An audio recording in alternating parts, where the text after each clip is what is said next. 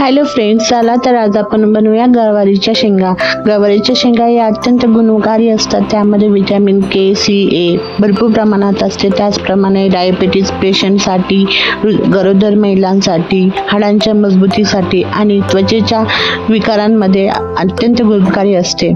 चला तर आज आपण बनवूया गवारीच्या शेंगा. इथे मी गवार निवडून स्वच्छ अशी धुवून घेतली आहे आणि एका मिक्सरच्या भांड्यामध्ये मी 2 लाल मसाल्यामध्ये मी थोडे शेंगदाणे भाजून घेतले आहे आणि 2-3 हिरव्या मिरच्या आणि लसणाच्या पाकळ्या.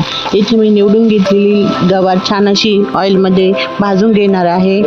छान असं 2 बाजूने भाजून घेणार आहे. आता एका कढईमध्ये तेल घेऊया. तेलामध्ये मोहरी, जिरे, कढीपत्ता टाकून छान असं त्याला उकडून घेऊ द्या. त्यानंतर मी इथे बारीक कट करून कांदा घेतला आहे. कांदा देखील आपल्याला छान असा फ्राय करून घ्यायचा आहे.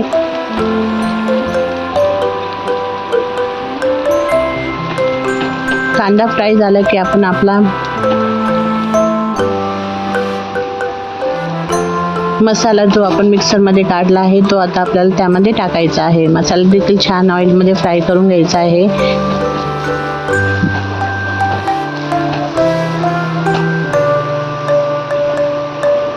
आता आपण मसाले टाकणार आहे. मी इथे लाल तिखट, हळद, धने पावडर आणि जे आपल्याकडे चवीनुसार मसाला आहे ते आपण ॲड करू शकतो.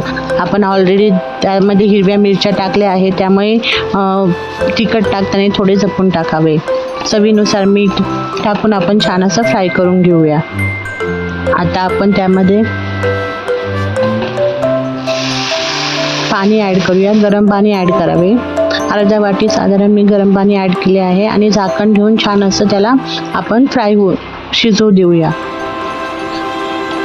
मध्ये आधी आपण बघूया शिजले की नाही. अजून आपले 2-3 मिनिट बाकी आहे शिजण्यासाठी. 2-5 मिनिट छान असं वाफेवर शिजून दिल्यानंतर आपली गवारीची भाजी आता छान अशी दिसत आहे. मस्त अशी आहे. आवडल्यास नक्की ट्राय करून बघा आणि माझ्या चॅनलला लाईक आणि कमेंट आणि सबस्क्राईब करा. Thanks for watching.